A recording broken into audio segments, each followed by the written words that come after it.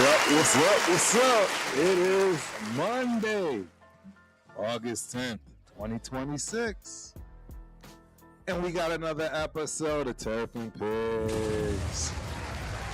What's going on, my dude? How you doing, man? I'm doing pretty good, Surf. Good to see you. Good to see you as always, man. Good to see you as always. Yeah, man, we got a packed show, right? The week before the big dance, right? The big preseason game. And it's very interesting. We're going to get the Arizona Cardinals for a few reasons. We're going to obviously have to talk about those things. But, yeah, man, what's going on with you? How's everything going? Yeah, I mean, things are going all right. I have been battling a bit of a sickness or an illness over the past week, so my energy's been up and down. But right now I'm doing all right. So for that reason, I do have a drink on deck. That's what I'm talking about. Looks like a good one, too, man. Looks like a good signature. Turf is taking it easy on the drinks this day and age right now. I'm trying to get myself in fighting shape, if you will. But you know, Turf, I'm always have an old fashioned at some point, real quick. But yeah, man.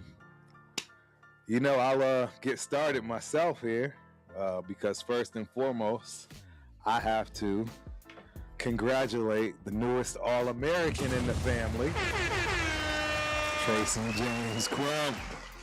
That young man did it. I don't know what to tell y'all, man. We couldn't be more proud. They came in 7th overall in the nation in the 4x400 meter dash. He came in 14th overall in the nation in the 100-meter hurdles, and he came in 17th overall in the 200-meter hurdles. And last but not least, his first year running the 400, he came in 50th. So shout out to Trey. He is officially an All-American. Kudos to this kid, man. I mean, there are people that train their whole lives, right, as a kid all the way through high school and don't even sniff, you know, making the Junior Olympics, especially coming out of Texas, right? Texas, California, Florida. It's extremely hard. And not only did he do it his first year, but absolutely blew it out the water his second year, making all 4 of his events. Again, that's something that a lot of guys don't do. And then last but not least, getting a medal and becoming an All-American. So kudos to my kid, man. Super excited. But yeah, now it's time to hit it, man. It's time to get to this Raider news. Just to reply to that, that's awesome. And it seems like everyone is naturally built to move, to run, to walk, to run, but so inevitably that's where you're going to have the most competition, is doing something that the body is built to do extremely well. So pretty impressive. You're only as good as your competition, and when the competition is great, you're forced to be also pretty excellent. Yep, I appreciate that, man. And I mean, the kid rightfully so. And even the cooler thing about it, guys, he couldn't wait for practice today. Couldn't wait for practice today. That's momentum building. Very nice. It just goes to show you where this kid's head is at. And again, couldn't be more proud, man. The toughness, the grit, especially after basically getting murdered in the 400. He had the worst lane. And then they had the worst lane in the 4x4. So they had the worst lane twice. And yeah, he runs the first leg and he had to run his own in the 8th, which is, if you know track and field, there's nobody in front of you until it's too late, right? If you're running lane 8, you're not going to see anybody till it's too late. So man. That's interesting, because one of our threads of conversation previous podcast was, how do you get in the mindset where you're not reliant upon your competition, your fields, to dictate your performance, and be able to separate that from your execution. So lane 8 is perhaps a good way to test that. 100%, 100%, man. And I just told him, man, you got to start learning to, love these situations. That's just really what it boils down to. Teach yourself to love it. It's an opportunity for sure. Exactly. And then when you do get that lane, it'll be a breeze, right? When you get lane 4, 5, or 6, it'll be a breeze. So yeah, man, we got a whole lot to talk about. I mean, do you have any area that you want to get started with? Is there something that's on your mind you want to dive into? Winners and losers from news reports coming out of training camp. That's generally the thing that I'm keeping an eye on, but it's always hard to know what's the truth versus what's an agenda. You kind of have to spend a lot of extra time filtering the information through critical thinking and not just take things at face value. Yep, I agree. In my opinion, they're still somewhat in booty shorts and tank tops, right? They're playing against each other. It is getting to that point where, right, the tempers are flaring, obviously. You know we're going to have to talk about that. There's a few ways to look at, the quote-unquote fight and scrappiness. I see all the angles.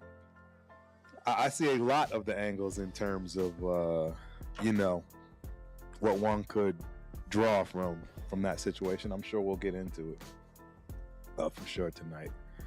But, might as well start with something hot, that everybody's excited about, right? And that's Mr. Fernando Mendoza getting first team reps. And the real true question as to, how close is the number one overall pick, to really truly being ready, based on, how he's looking out there. What do you think?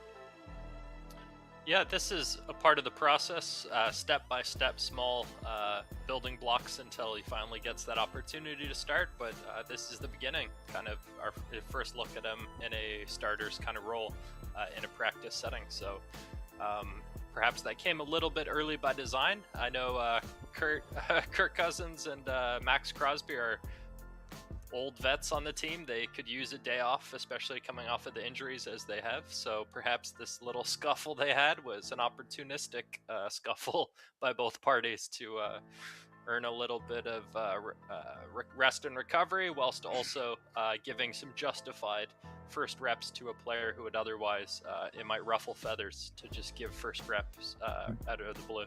Right. Yeah, I didn't even think of that particular angle. I thought of it as in the initial that you stated in terms of, hey, these are our superstars, right? Kirk Cousins is a superstar on the offensive side, and Max is Max. So giving them the day off isn't that bad of a situation. I mean, right, for all you know, I do hear all kinds of takes. One coach, right, ex-coach, stated he could see that all being staged. And hey, exactly for those reasons, but also to get the team fired up, right? Yeah, there's multiple benefits if you spin it the right way. It all depends on how you spin anything. It's only a negative if you make it a negative. Yep, I agree.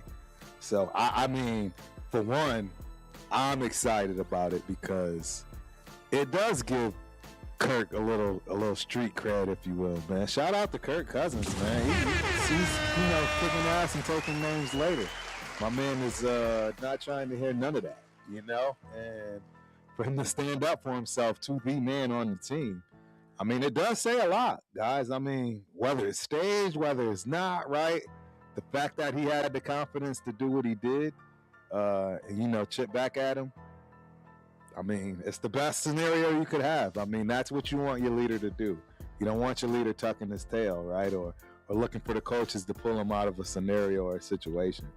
So it's exactly that. They're setting the standard, and it's not just for the players on their own team, but for the rest of the NFL. Like Kirk Cousins is going to come into a game looking to win, and he's not going down getting pushed around, and no freebies. Yep. No, absolutely right, man. Real quick, we at that point in time, it's Chat Lives Matter, so shout out to Jack Gustase, 4490. What up, Raider Nation? We got LV in the building, L11XB. Yo, Toe, congratulations. Appreciate you, my dude. Hope you guys enjoy the show. We got a Patrick Lechenberger. Hey, I think I got that right. Patrick Lechenberger, right? What's cracking, Mr. Patrick? Appreciate you for coming through. Hope you enjoy the show. We also got my main man, Jack, in the building. What's cracking, Jack? Appreciate you for coming through, man. Hope you enjoy the show. man. We got people today, man. I'm happy to hear that.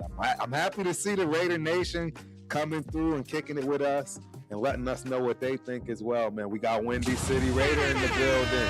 Appreciate you for coming through. We got Mark Hawk, 880 in the building. We got Abel TJ, 57 in the building. We got Rob in the building. We got Alvin Johnson in the building. And last but not least, Sully in the building. Appreciate you guys for coming through. Hope you enjoy the show. So, already talked about Cousins. Already talked about Mr. Mendoza.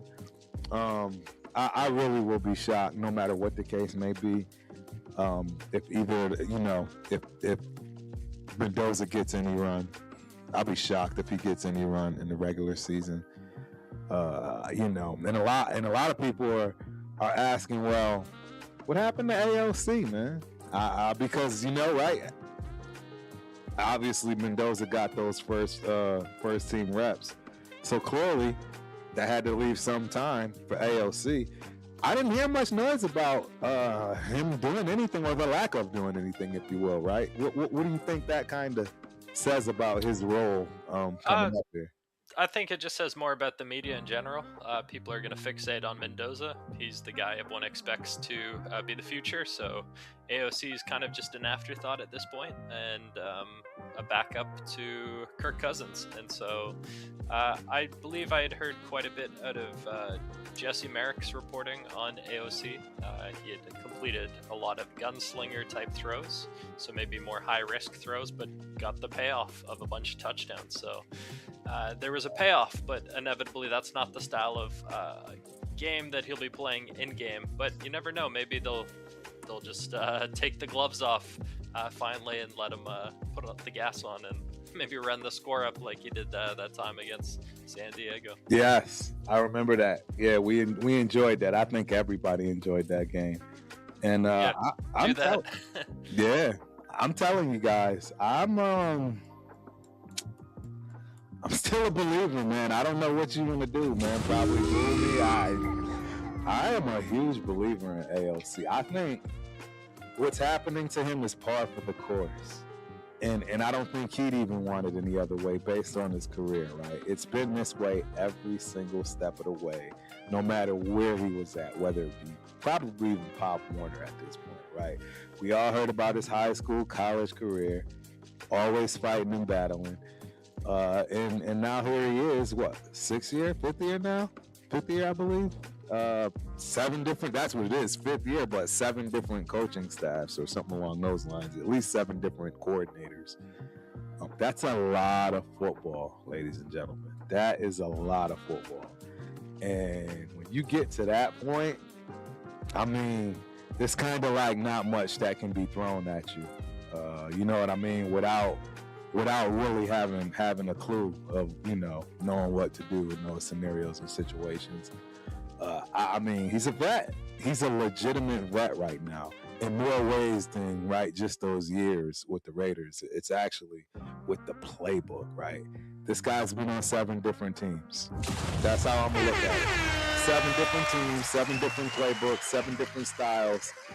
There's not much he hasn't seen. So I'm not giving up on him. It wouldn't shock me at all if these guys actually rallied behind him if necessary, and he got it done. I mean, my thing is, what do we as Raider Nation do if, say, for whatever strange reason, AOC gets the nod or Kirk gets hurt, right? And all of a sudden now he, runs off 3 or 4 solid wins against the teams that we had no business beating. I mean, I would hate to see another Sam Darnold. I know I keep bringing this up, I keep talking about it, but their careers mirror each other, right? I think we all remember the good old, hey, I'm seeing ghosts. He's been dealing with that comment his whole career until he finally wins one. And I'm sure, hey, AOC is tired of hearing about his terrible feet, looking like he's stuck in mud, right? I mean, I can't wait to see how he looks because I haven't seen anything on him, to be honest. I haven't seen any tape. I specifically have not really kind of, looked at tape. Plus, obviously, I was stuck in Des Moines, Iowa for a whole, 8-9 days. I'm sorry, Des Moines. Whew, it is nothing out there, man. If I ever have to go back to Des Moines, Iowa, it will be too soon. I mean, thank you, Drake University. Y'all have beautiful facilities. I actually got to watch their college team, Drake University Bulldogs. They didn't look bad, They were out there, too, every day. They were definitely getting prepared for the season. And there's nothing like smelling that fresh-cut grass and the pads clacking, man. I was right up close and personal. And, it kind of brought me back, But yeah, man, it's football season. I'm excited. Not going back to Des Moines anymore anytime soon.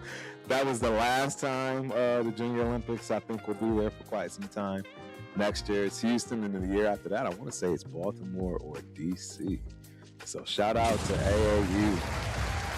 We got a whole lot of new things we're introducing next year in terms of track and field. We're going to the Nike Invitational. That's Oregon, right? Beautiful stadium.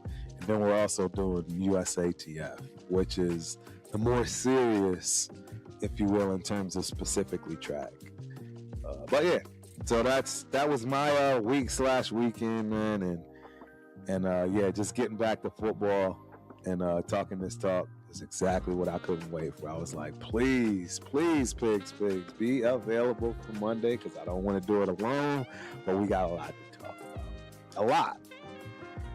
So yeah, I'm gonna dive right into the next one. That's the running back room. Ashton, Jeanty, and Mike Washington Jr. Could this be our dangerous 1-2 punch? I believe we also just signed a guy from, I think, the Texans, right? As far as a running back. Older running back, so more of a veteran. But what's your thoughts? I'm a little shocked at that, because I don't see the room holding 5 running backs, right? So that means either my guy, Hemby, is gone, right? Or who I obviously expected, Mr. Dylan Lowby, to be gone. And we already discussed last week, the one-up, if you will, that Dylan Lowby has. There's a lot to be said, ladies and gentlemen, of being that guy in the locker room, that is. Especially if you can contribute to special teams where it's necessary. And Dylan Lowby has absolutely done that for himself, 100%. If there's anything I can say that he's great at, is that being a locker room guy and a teammate that people will stick their neck out for just to keep him on the team, man. So what's your thoughts on, hey, Jeanty and Mike Washington Jr., the 1-2 punch, the new signing, and what that running back room is going to look like? Yeah, I think the running back is a very difficult position to evaluate outside of actual game reps. So the preseason will be huge for these guys in order to determine who's going to be on the roster and who might end up on the practice squad. I do believe, though, that the team already is leaning towards keeping Lowby and not putting him on the practice squad, because another team will just scoop him. We invested draft capital into him, and he has shown some elite skills as far as pass catching and also locker room presence, as you mentioned. So a lot of teams need that kind of player on their roster for special teams and also just for depth of their position group. So inevitably it's going to be Jeanty, Lowby, and Washington as the 3 locks, and then the question marks are around, obviously, Hemby, and it seems like there's quite an interest in getting him on our practice squad, which I think is why there's been an effort to kind of frame him as not reliable carrying the rock. Like these early practices, I don't really put too much stock in. Like a lot of players are kind of rusty, just first day in pads, that kind of thing, and inevitably I think there's been too much emphasis on his ball security. Like a playoff game, that's where your ball security is most important. A first day of practice and pads, maybe not so important, and maybe more useful for media and framing it so that he can end up on the practice roster, which I think it would be very useful because we need depth on that position on the practice roster. So if not him, then who? And you'd rather him than someone else. Right. And the thing is, though, they also paid him, right? He got paid, which, again, is very rare for an undrafted free agent to get signed that early as far as, pushing out dough, especially if you're going to put him on the practice squad. Yeah, there's even Kane, the defensive end, like Sloan Kane,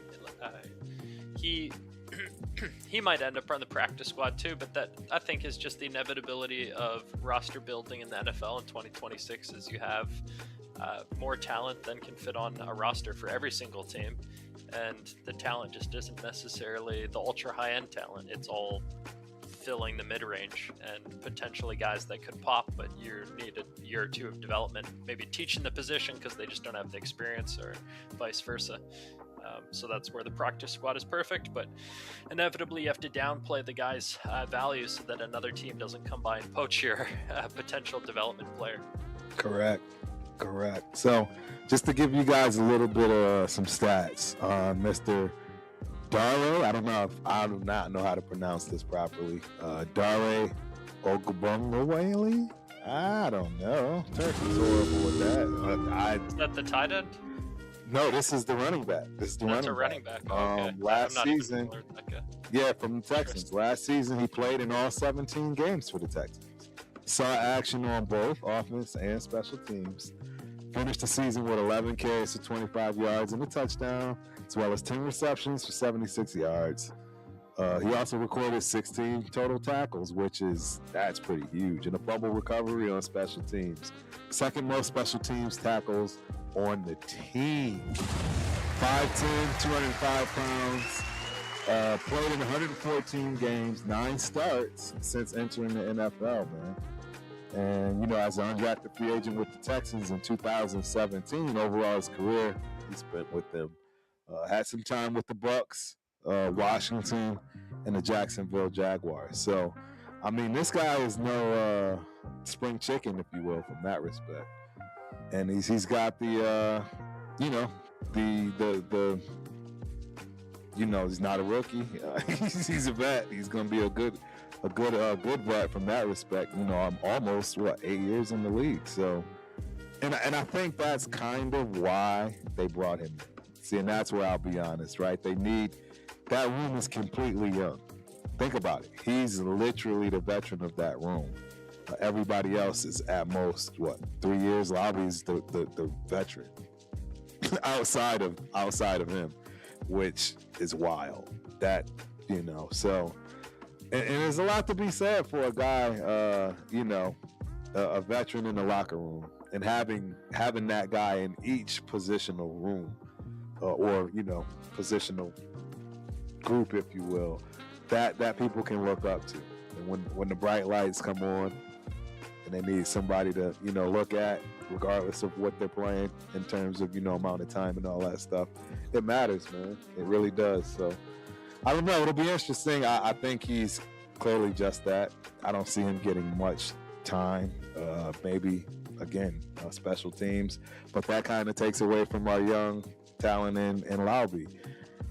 Although I don't think Laube had anything close to those kind of tackles. I don't even know if he played special teams in terms of right punt, kickoff, any of those things. So that'll be interesting, man. I'm definitely keeping my eye on this running back room because I don't see them carrying 5 running backs. That's just my other thing. I don't see that. I see 4 and somebody on the practice squad, like you say. So we'll have to see how that goes. Yep.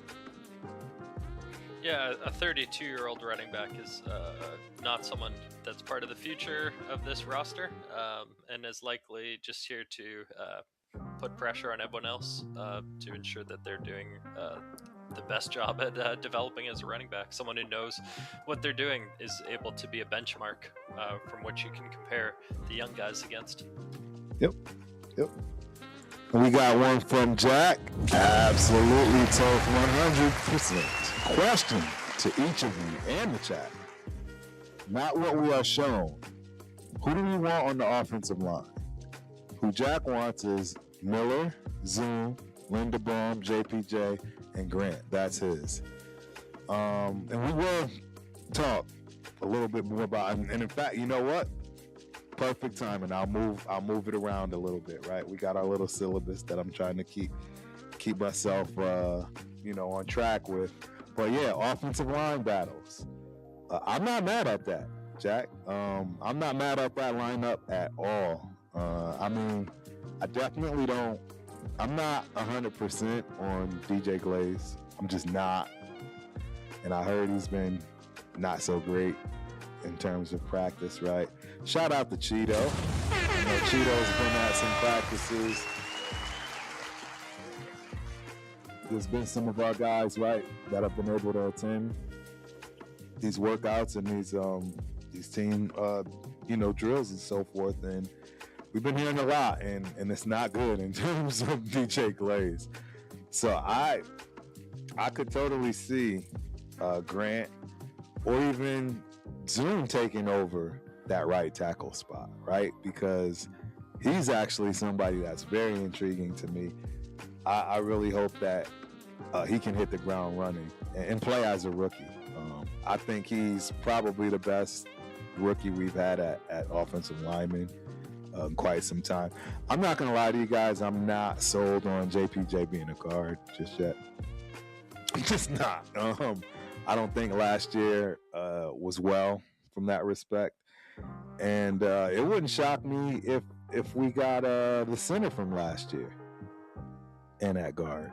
What's his name again? Meredith. Yes. It wouldn't shock me at all. It wouldn't shock me at all if Meredith took that right guard position. But what's your thoughts on that offensive line?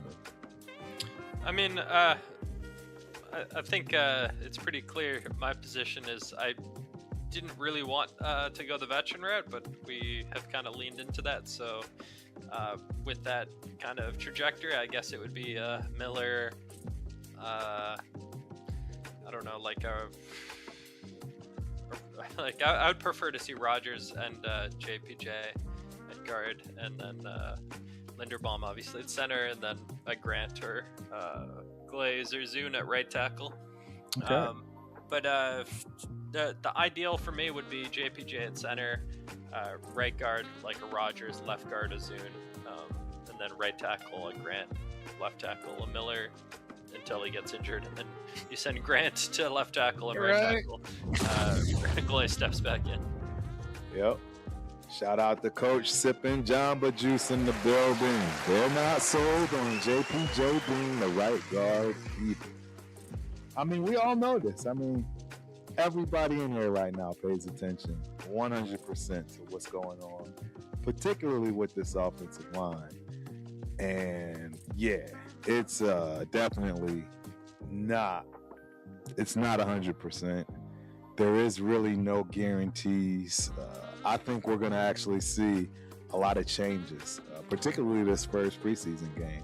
And previously, we had talked about JPJ, and you mentioned that you would consider a trade if the value was there. And so, absolutely, we were kind of in agreement that perhaps the development trajectory just isn't working out here, and there's been too many weird developments along the way to give confidence in future ending up in a positive outcome.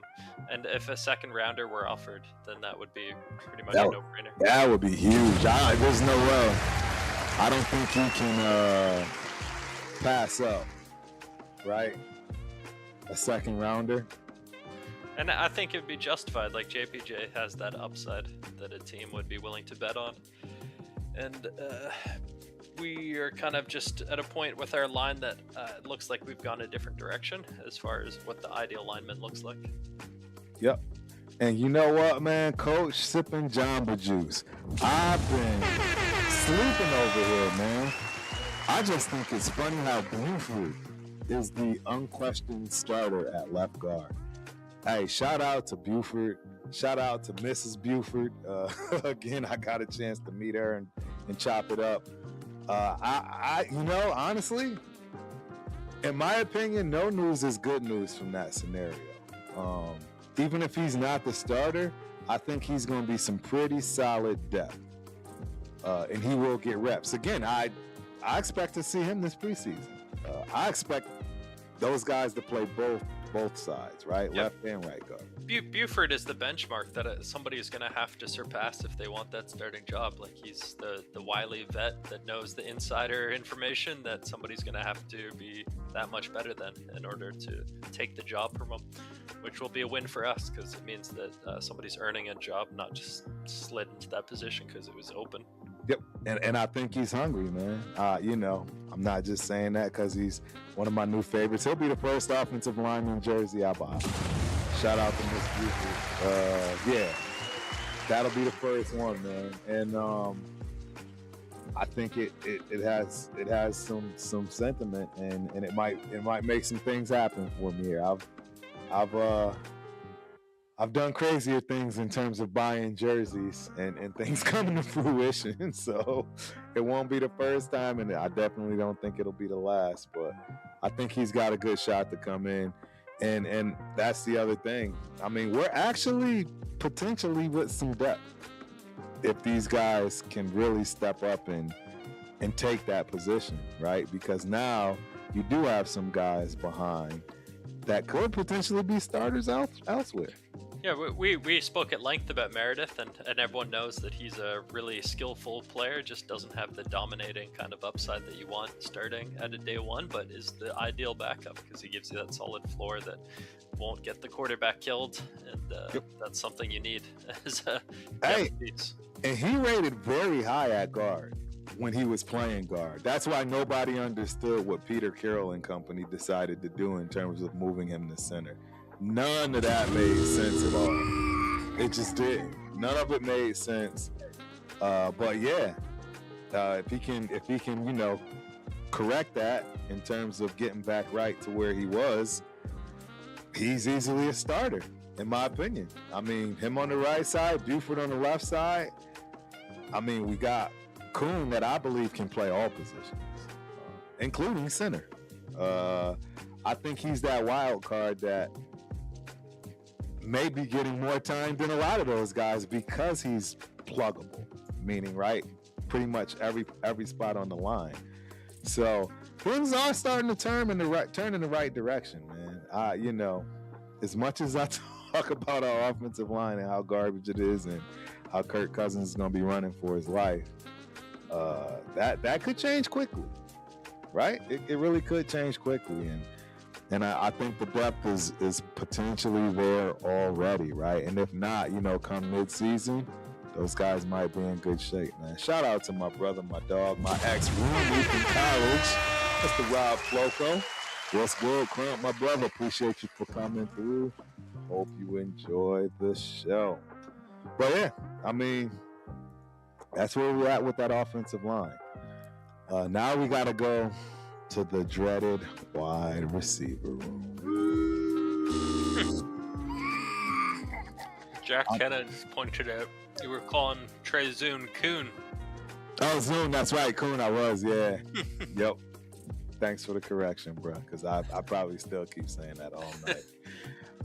But I mean, look, everyone knows I am not happy with the wide receiver room. I'm not happy with the front office for allowing the wide receiver room to look the way it looks right now. I think there's a reason. Everyone's going to be kind of upset. And the one bright and shining spot that we do have is Mr. Malik Benson, right? I don't know anybody that hasn't talked great in terms of what he's looking like, what they expect out of him, and potentially, immediately just taking that third wide receiver spot. What have you heard on Mr. Benson, as well as your thoughts on the wide receiver room? I think we obviously don't have a number one wide receiver, and that we were looking to take some dart throws in the wide receiver draft class last year with Thornton and Besh, two bigger body guys that could potentially have a dominating style of play, but they really need to mature quite a bit and develop and add muscle and skill and all this kind of stuff, and that's going to take time. And so continuing to add talent like we did with Malik Benson makes a lot of sense, because when nobody has locked down a starting spot, that's going to allow guys to really put in their all and be rewarded for it if they show out, because those starting spots are open and up for grabs. So a guy like Malik Benson, I think he fell in the draft, I think, primarily for character concerns, not skill or ability. Right. Because dude is fast, dude can run. I was just about to say he's blazer. He checks a lot of boxes, so I think teams, from what I can tell, were concerned that he didn't stick with one school.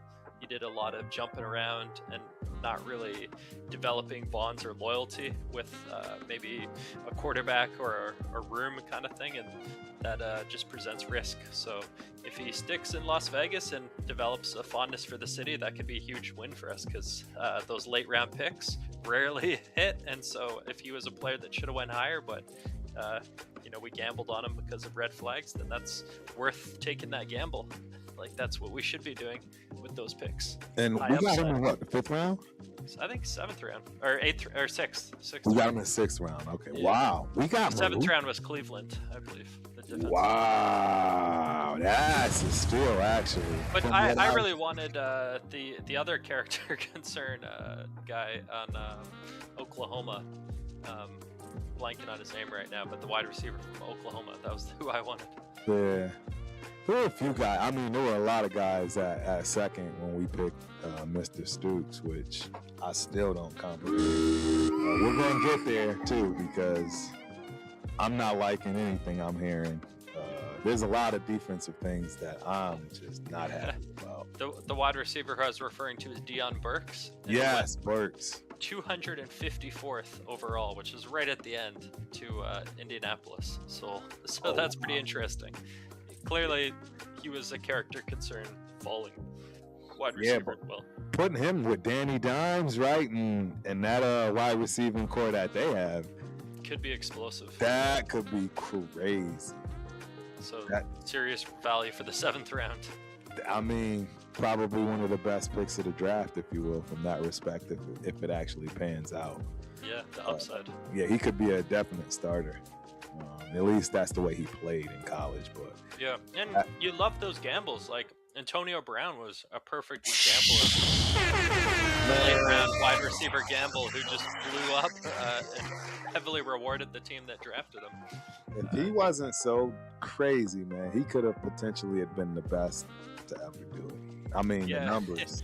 It's hard to respect a lot of the things he did, but from a pure skill standpoint, like, it's pretty undeniable he was operating on another level, like a cut above. Absolutely, 100%. I mean, I would say that guy probably has some of the best feet of all time. Pause. Right, in terms of you go back to his issues of it. What did he have? A chemical burn on the bottom of his feet or something? Oh, yeah. This freezer burn kind of deal. He's doing some cryo chamber cold therapy and then burnt his feet. But I'm sure it was all just fake, forged nonsense, like something his lawyer told him to do. But right. Antonio Brown's issues seem to come from the fact, perhaps, that he didn't develop as a young person to be that superstar. He developed as a guy who flew under the radar his whole career. And so when he was then put in the spotlight, he didn't have necessarily developed skills to handle the spotlight. And so when he got in the spotlight, he was not necessarily the most professional guy. Yeah, I could totally took bad advice and stuff like that. Oh yeah, I 100% can absolutely agree with that, man. It just, man,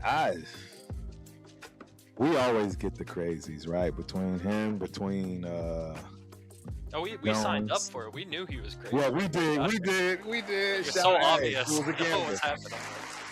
It was a big time gamble. And that's the thing, man. I heard that we were looking at Stephon Diggs, but oh really? Yeah. I could see it maybe in years past, but Stephon Diggs is so old at this point. Like, bringing in old receivers is just not the right move for our team. But I agree, but he'd be a better number one than what we have. Yeah, his skill level is definitely a cut above. But Yes. It just the timelines are a bit conflicting. But then again, we have this old ass quarterback, so who knows? Like what we're doing really. There's some contradictions at play. Yep, I know. I agree. I mean, so I take it Naylor is our number one, right? I haven't heard Naylor? Yeah, I mean he's definitely the most professional, the guy who's the most reliable, the guy Kirk Cousins will trust the most. Right. In crucial moments. Yep. And so then we got is number one. Yeah, and then we got my guy Trey Tucker. Shout out to Tucker and family. He's definitely solid number two. And Tucker, this, like we've said previously, is his season, and he easily has the most upside in terms of being able to gain some momentum early in the season and have that carry through the season. If he establishes that relationship with Kirk Cousins, who's a guy that is a vet, consistency is kind of key for Tucker. If he can reliably make those crucial catches and Kirk Cousins trusts him, he's going to get a lot of looks. Right. No, I agree. And last but not least, that speed, right? I think he's right. Maybe him and Benson, probably the two fastest. Actually, it's going to be him. I think he's actually even a little bit faster than Benson. It's Tucker's change of tempo, which I think will be the key for him, because we were never concerned about Tucker's speed, but it's seemingly hard for quarterbacks to hit him. So it's just his ability to speed up and slow down is really what has to be dialed in. Right. You know, that's a great point that you bring up.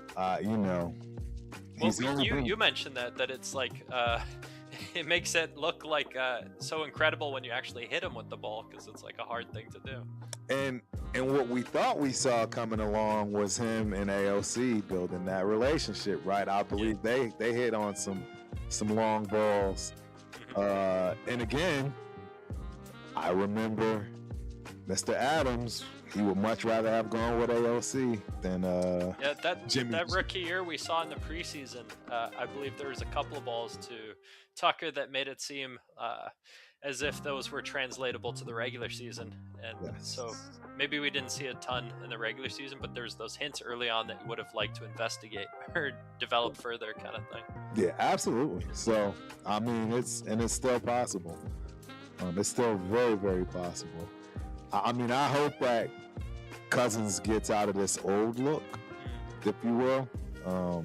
But if he doesn't, I don't know why we wouldn't throw AOC out there. And I think we're going to find out what we need to find out this very first preseason game.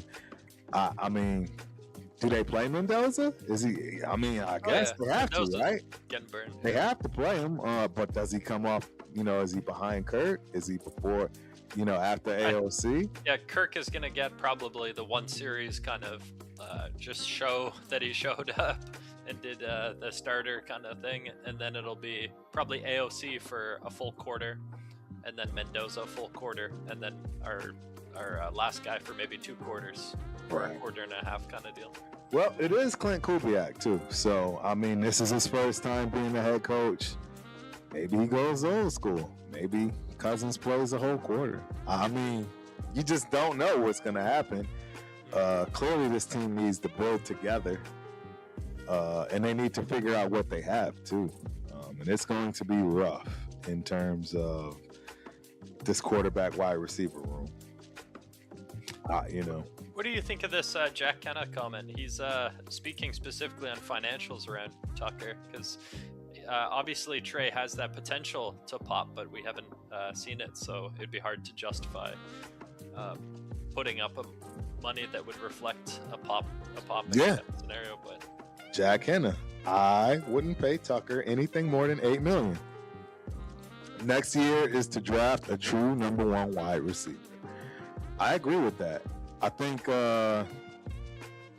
everybody believes and agrees that we will be drafting a number 1 wide receiver, preferably that dude out of Ohio State. I mean, that's kind of what I want, but and I don't see us being too far down the draft board. I'm sorry to tell you guys. I mean, who has more of a tougher schedule? Maybe 2 teams have more of a tougher schedule than we do. It's going to be damn hard to win 5 games, let alone 4. 5 games, it's going to be tough to win. That puts you right at the top of the list. If Tucker pops, let's just say he gets 1,000 yards, like 7-8 touchdowns, something like that. on like 70 catches, something like that. That's obviously worth more than $8 million. That would be like absolutely. 15, 20 mil kind of range. Absolutely. I mean, he's playing for a contract. Bottom line. And so if he does pop, do you pay him big bucks? Because like he hasn't really shown the consistency. It would be kind of popping during a contract year. That's always a risky kind of scenario for a team to bet on. You'd prefer to get like another year of consistency to sign a big deal, but inevitably you're kind of forced to make that risk reward bet in that scenario. Right. I think Tucker's a professional guy. I'd make that bet personally, but what's your take on that? No, I was just going to say, Jack put it out there. How many of us wouldn't want Jacoby Myers back? I'm going to be honest with you, man. I was never a Jacoby Myers fan. I thought his ceiling was a decent, maybe low, higher number 2, and not even like a great number 2, not even a good number 2, just a little above decent. I mean, my problem is he's had every ability or every chance to show that he had solid number 2, let alone, being a number 1. It just never worked for him. Yeah, a bit of a frustrating player because everything about his personality you loved, and his body type was ideal, like very physical player, could take contact, make tough plays. But the part that killed me as far as not buying into re-signing him, especially for big bucks, is that he was often in positions to make yards after the catch plays and would rarely, if ever, convert on those opportunities.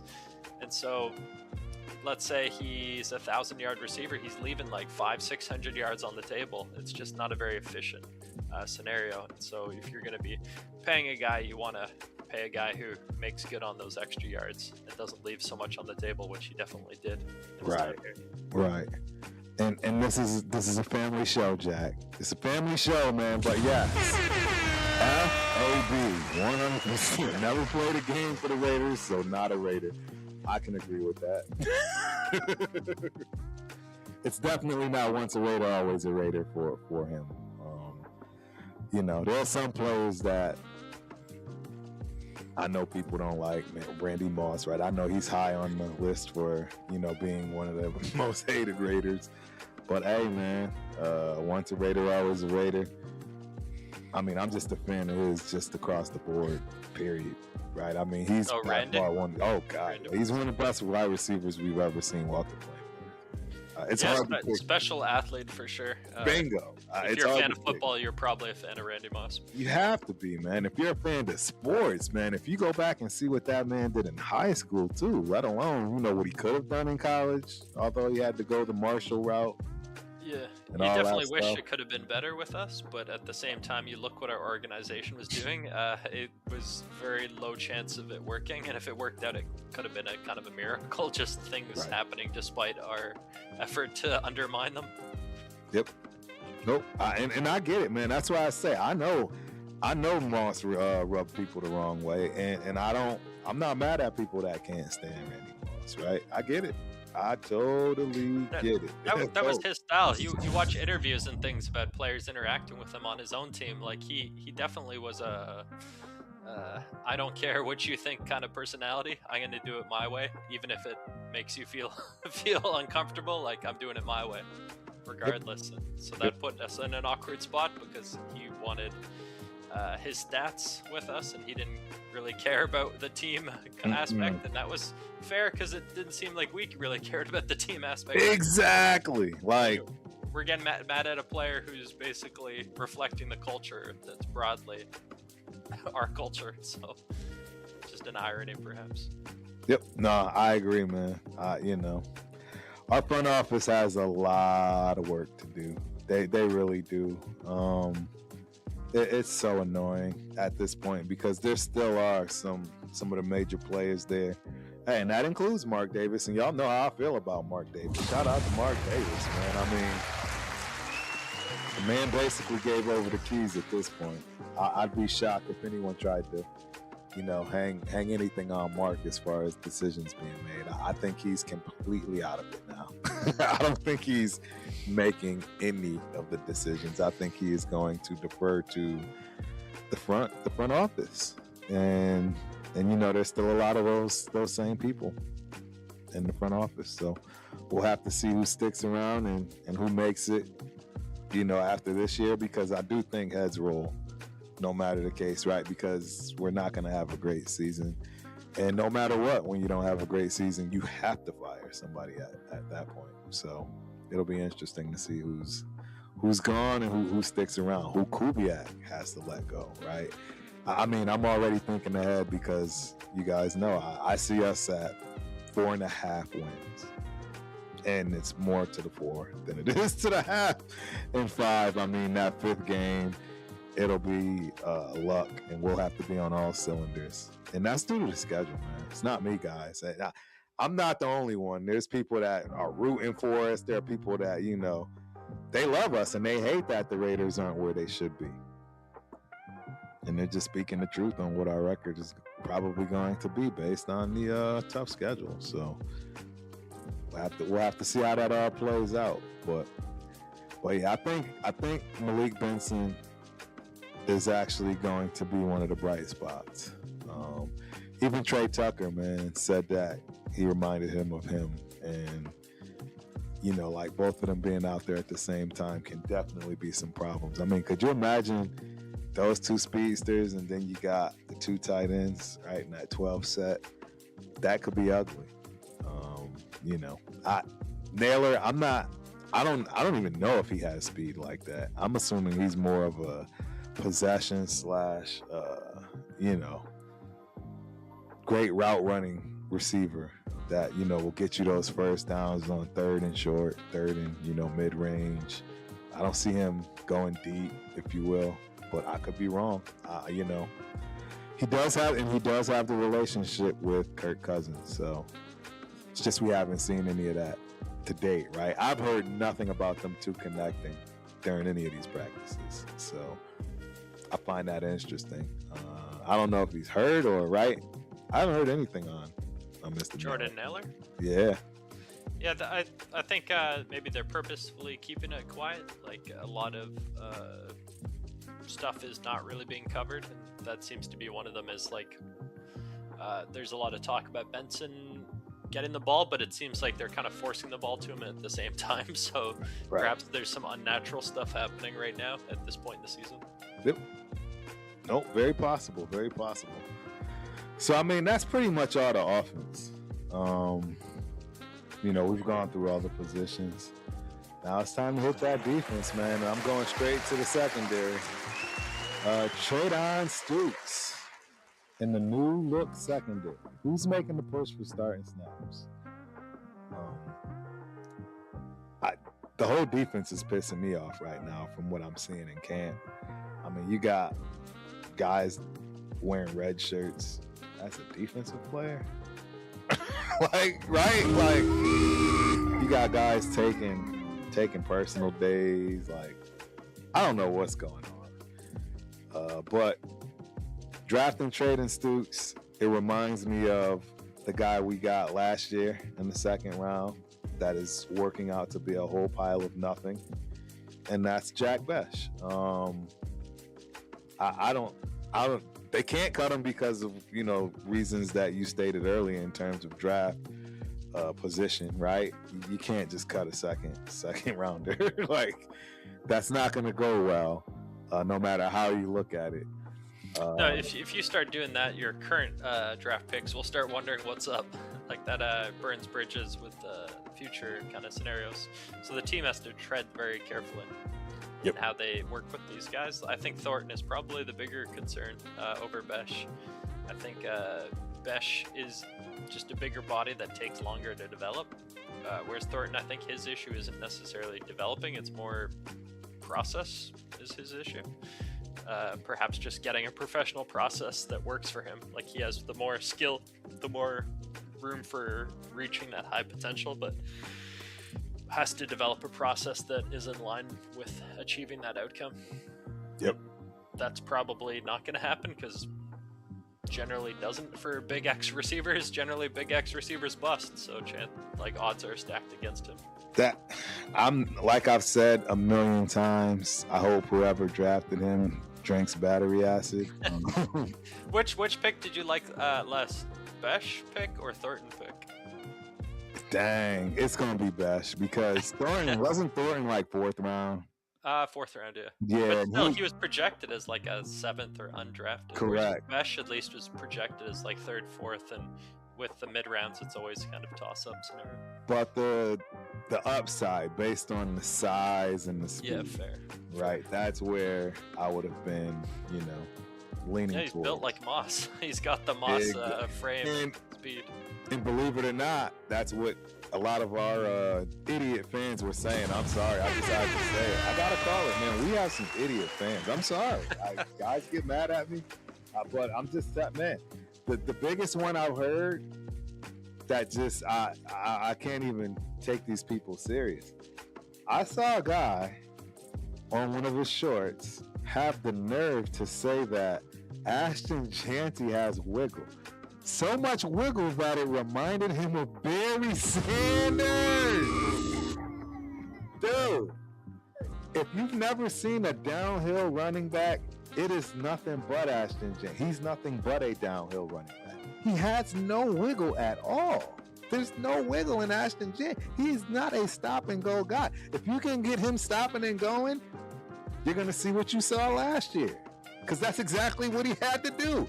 If Barry Sanders was back there, I mean, there wouldn't have been he gets hit behind the line so much. Why? Because Barry Sanders is a wiggler. He's dodging and diving. He's making everybody miss in the phone booth. That is not Ashton Jeanty, guys. And that's what our fans are saying. I mean, let alone the whole generation of talent.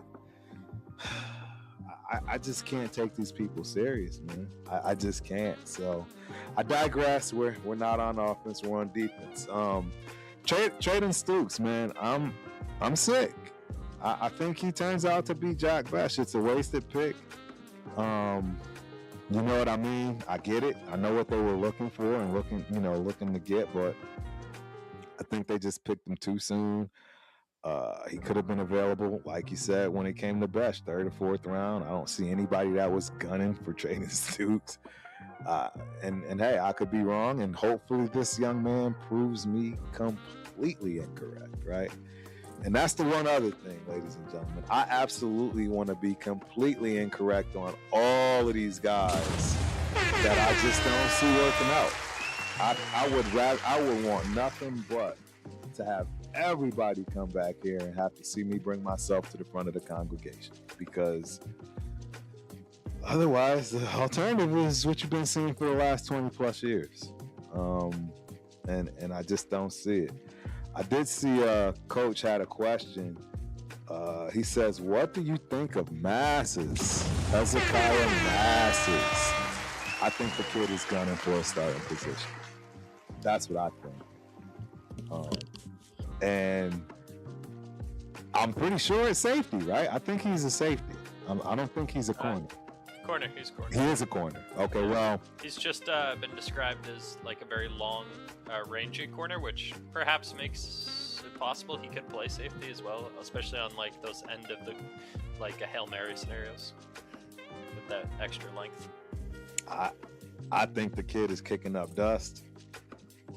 Even Trey Tucker was like, yo, who is 35? You're like, and then he said, right, once he actually got out there against him too, because he was draping everybody. He was just draped over everybody. Nobody could get open on Mr. Masses. So that could very well be the bright spot, if not one of the biggest bright spots in that secondary. I'm pulling for Porter too, man. I want Porter to bring himself up to speed. I like to see him get way more playing time and be productive. Again, we're going to need depth everywhere. I believe Porter could be that guy that might be able to, right? Again, long, speedy, and maybe he can, fill in on those, 3rd and longs or what have you, and when we may not need 2 safeties, right? Depends on what whatever it is this defense is calling. But I could see him working out. I'm not so sure about Richardson, right? I haven't heard much positive coming from him. Oh, DCam? Yeah, the Cameron Richardson. Although, again, guys, I'd love to, we have depth problems, meaning, hey, we got a lot of guys. And it's very possible that the secondary could start to look a little thick, if you will, because as Coach just hit on the head, man, Jermod McCoy very well could be the steal of the draft for us. Period. Right?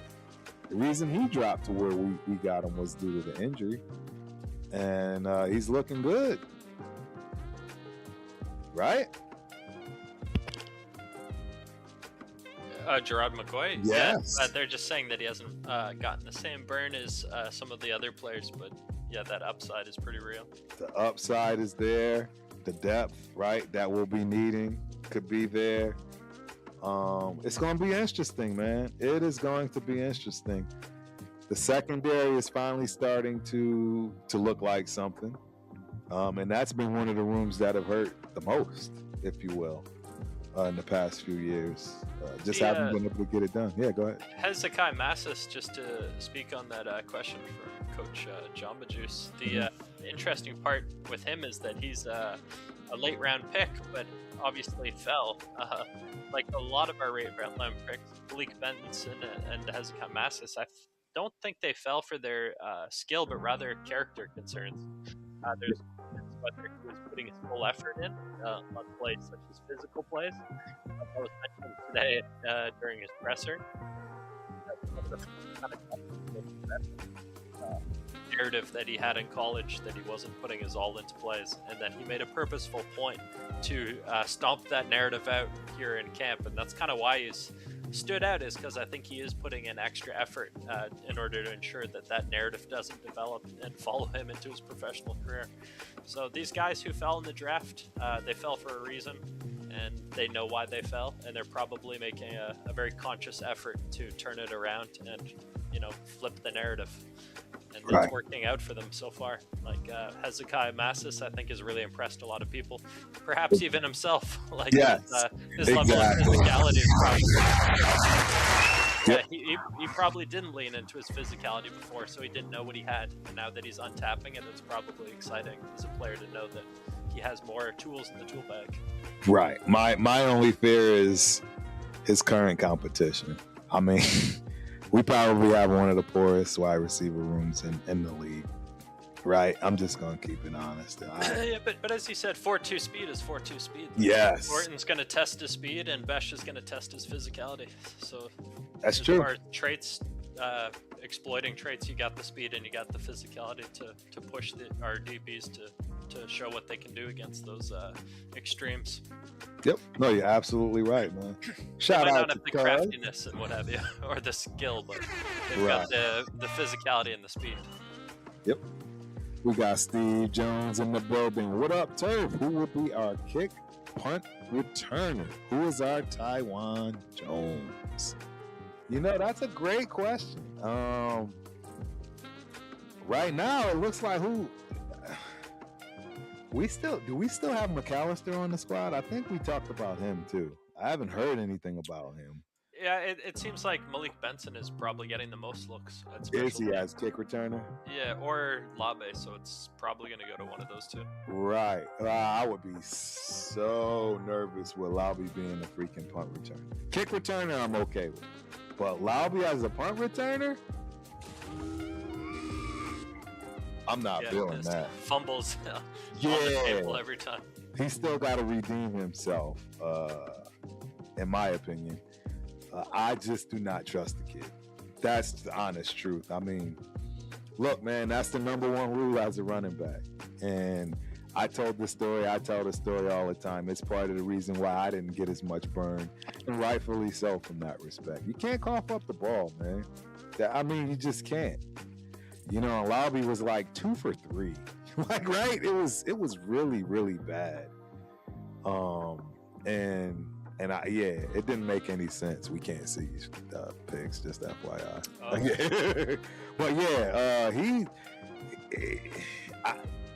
But he's the rocker guy. I'm gonna leave it at that, man. And that's the reason why it's no longer a shock to me him making the team, especially because of special teams. So, but yeah, him being a punt returner, I would much rather Trey Tucker. 100%. I mean, Trey actually showed that he was a decent punt returner. And in solid hands, right? Didn't have to worry about the ball being turned over. That's where I'm at with it. I'm very terrified of Laube at punt returner. So, and like you said, Malik Benson, that's another one. I mean, we got guys that can do it.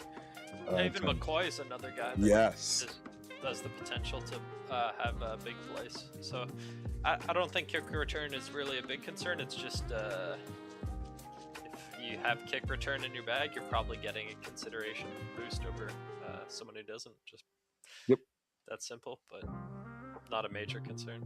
Right. So we got about 15, 20 minutes max here. As y'all know, Turf's got to go get his wassa on, right? My jiu-jitsu. But Malcolm Kuntz, Quay Walker in the front seven.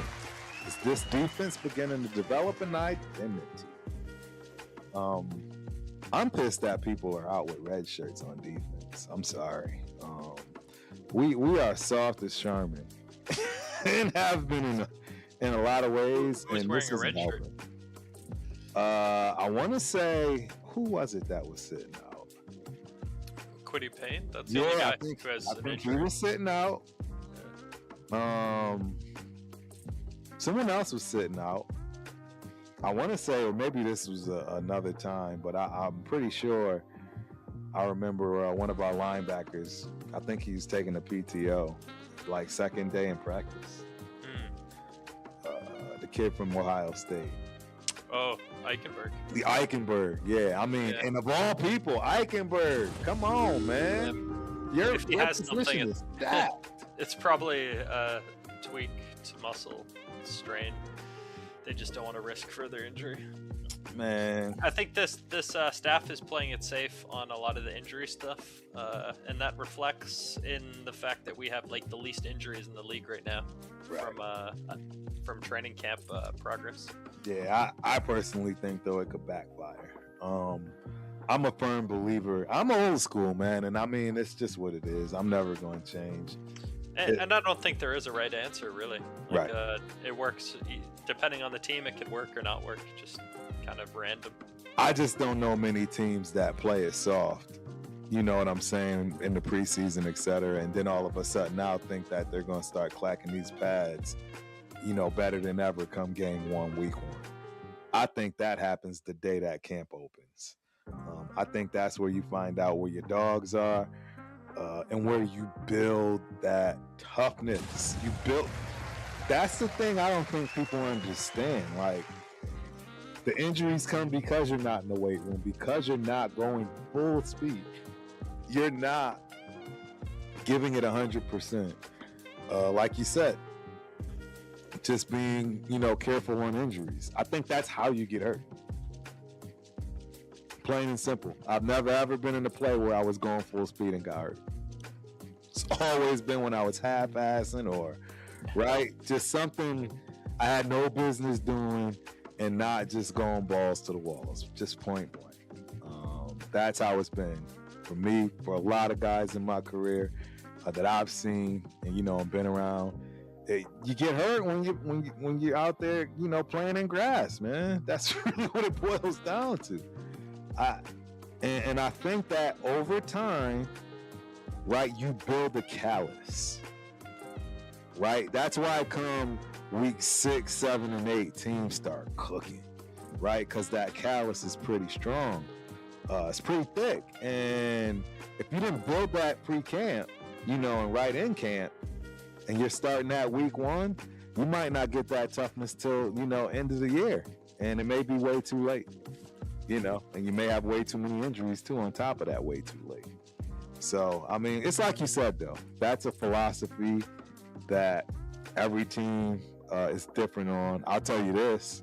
I bet you Bill Belichick had them boys clacking. I bet you there was no days off with Bill Belichick. I can guarantee you that. I bet you everybody was giving it 100% every play, every down. You don't win 7 chips without it. I mean, right? Yeah, I mean, I think Brady has spoken on it. Probably the vets and what have you could get away with perhaps doing stuff on their own time, like the Randy Mosses of the world. But yeah, your average player on the roster was doing it Bill Belichick's way. 100%. So I'm not happy with that in terms of what I'm seeing. I think our front seven might be a little soft, particularly on the line, man. I expect our linebackers to be one of the best linebacking groups, potentially of all time, for the Las Vegas Raiders. Yeah, it's exciting. They're definitely going to have the most modern edge. Our recent linebackers haven't been very dominating or nasty or even really like outside of Bob Spillane, there hasn't really been anyone who like plays at a Pro Bowl level in recent memory. So yeah, Bob is the one guy. Yep. And I mean, one guy I'm excited about on that linebacking group that I don't know if a lot of people have been paying attention. Bro, shout out to that Gopher guy, Cody Lindenberg.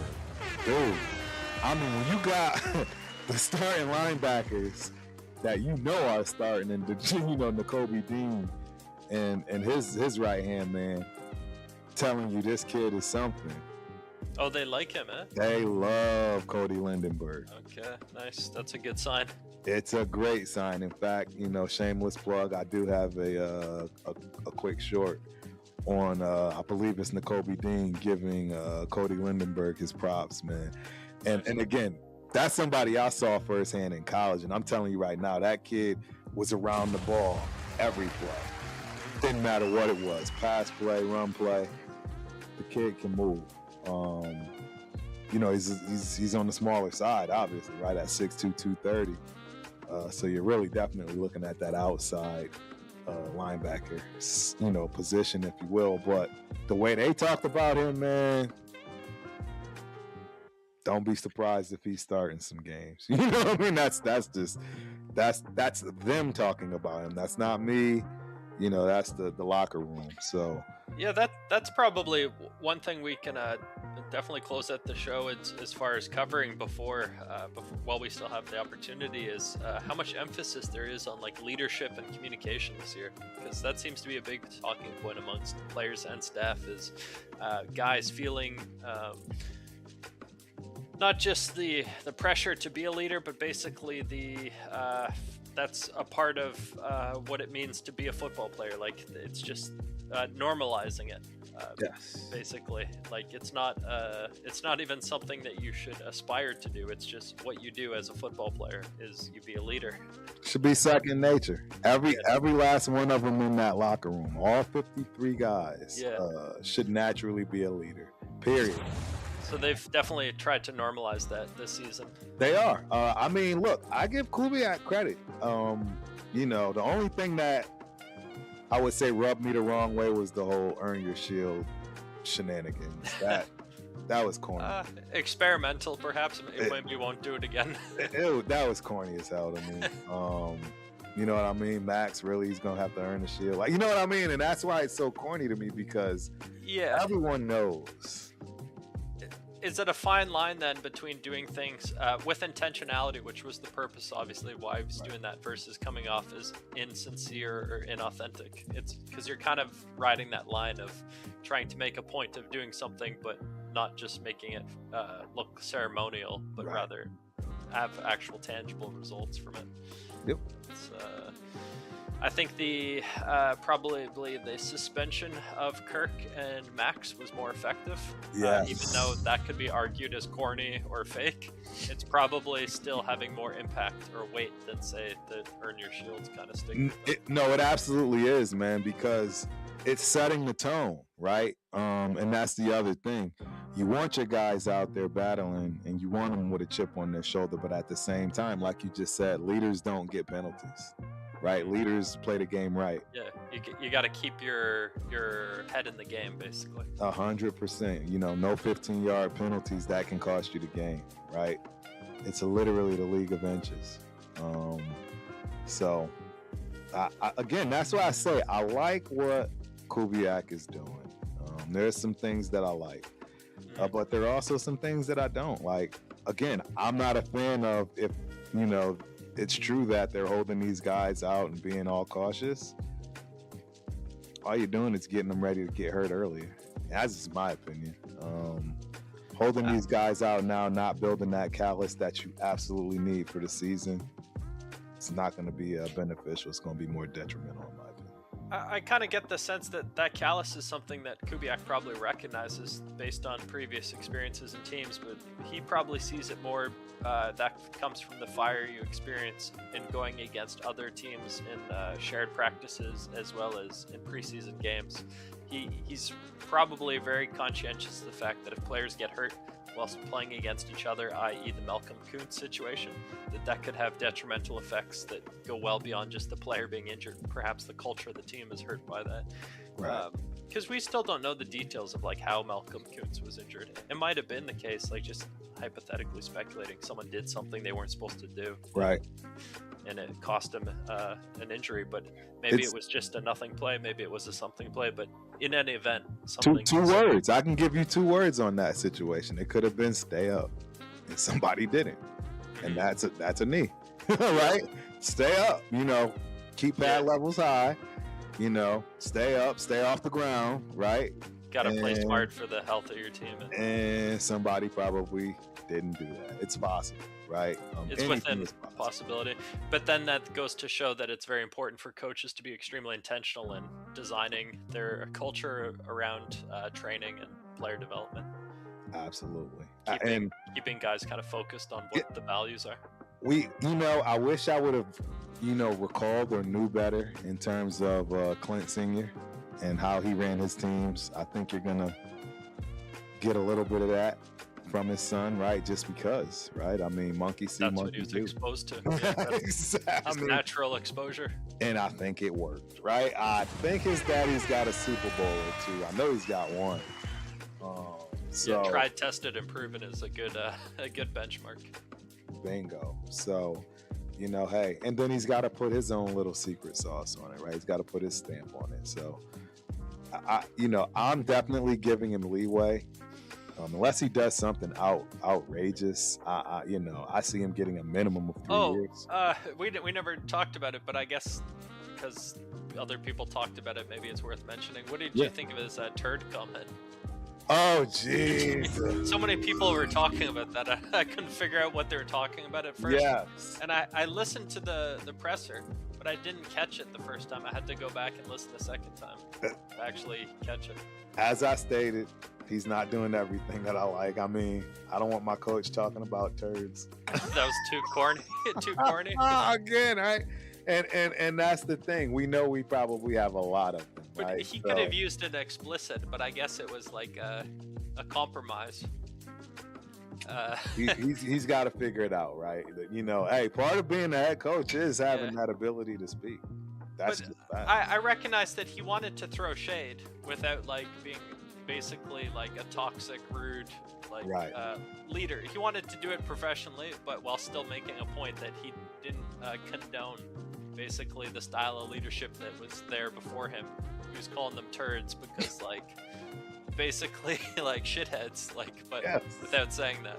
Correct. No, absolutely. A lot of coaches, right, have their terms, right? Shout out to Coach JB, right? Slap dick. Because it's relevant. I think that the turds were Pete Carroll's sons, by the way. Yes. Terrible. Right? Exactly. So I think it was well earned. 100%. Title. And every coach has their go-tos, right? Because man, let's be real. If you've ever played on the football team, you'd be lying through your teeth if you know, didn't play with quite a few dudes with screws loose.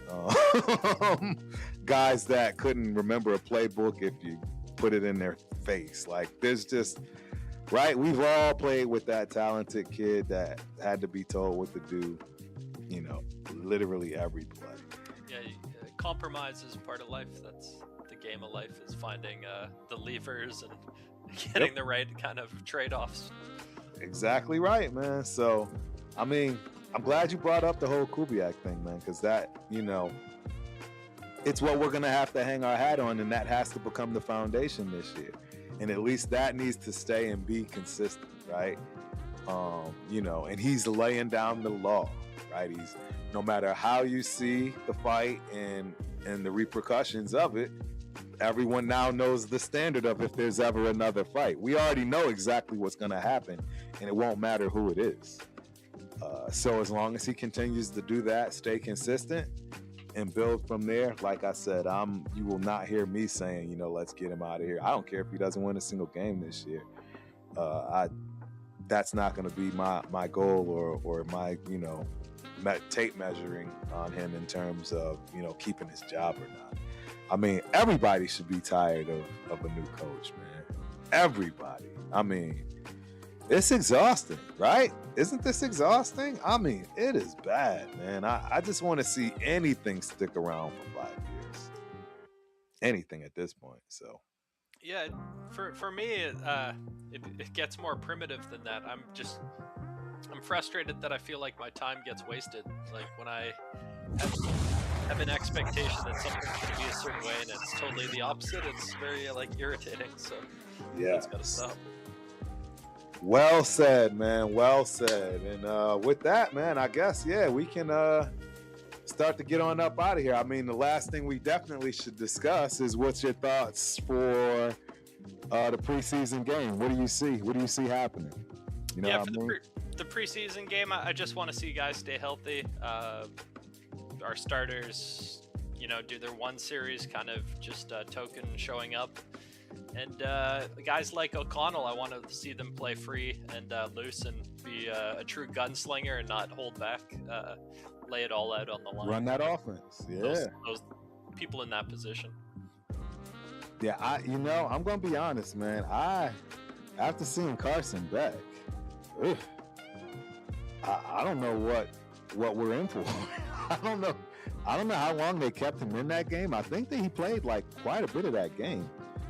But that is a unique game, the Hall of Fame game. It feels more like an entertainment product for the whole NFL body. Like, right. Respect for everyone that played the game before. But man, they have different traditions. That kid looked amazing to me. Yeah. I'm just gonna be real. It was entertaining. I dogged him quite a bit, right? I did not like Carson back in college, no matter where he was, Georgia, Miami, none of that. I liked him when he was throwing to Brock Bowers. After that, I did not care for it. Like, everything outside of that, yeah, but you know, I think we lose only because, right, it's our first preseason game, and then again, I think the kid's gonna have another performance. Our secondary is green. They are going to pay. That's just the harsh reality. I don't think we keep our starters in the secondary out there. And even the starters we have outside of Stokes and Johnson, right? Those two guys are the only real shoo-ins, if you will, in terms of starters and actually have that ability. So I wouldn't be surprised if we get beat up a little bit. Who's the player you're most looking forward to see in a jersey? Just in terms of feeling satisfied or something. Well, you know what? Honestly, because of the so much buzz, it's Malik Benson. Oh, really? It really is. Yeah, I'm excited to see what they do with him, right? Because I think he's going to be a guy that plays everything, right? I think you'll see him at the 1, the 2, the 3, catching returns, maybe even kickoffs, maybe even in special teams, right? I think you will see him all over the place. So I definitely got my eyes on him and McCoy, Jermont McCoy, man. Shout out to him. For me, I'd say McCoy is the person who, seeing him, just his nameplate on the jersey. It's weird. We didn't really hear any mention of Nnamdi Asomugha, like for Hezekiah Massis. He comes from the same school. I thought it was a bit odd that he didn't get a shout out because, like, we have two of these rookies that are ultra high end, potentially all pro kind of level players. So yes. I don't know. Would have been nice to shout him out. No, I agree. That's a good touch too. If they would have, but I guess they'll say they can't think of everything. But that's probably what, top 3 all-time Raider. Nazi. Yeah. In terms of the secondary, only other people I really honestly think about is Jack Tatum and obviously Woodson. He's somebody who played or embodied excellence even in the face of chaos, which I think you respect even outside of just sports. Just like that is an admirable kind of situation when things are crumbling around you and you're still able to maintain a level of discipline and focus and all that. Yep. I agree, man. Well, it was awesome as always, my dude. I appreciate you for showing up, not at your best. So take care of that voice and man, we'll be back at it next week. Definitely discussing this playoff game, the good, the bad, and the ugly. And keeping this thing moving, getting ready for the season. So till the next time, ladies and gentlemen, Turf and Pigs is out. Peace.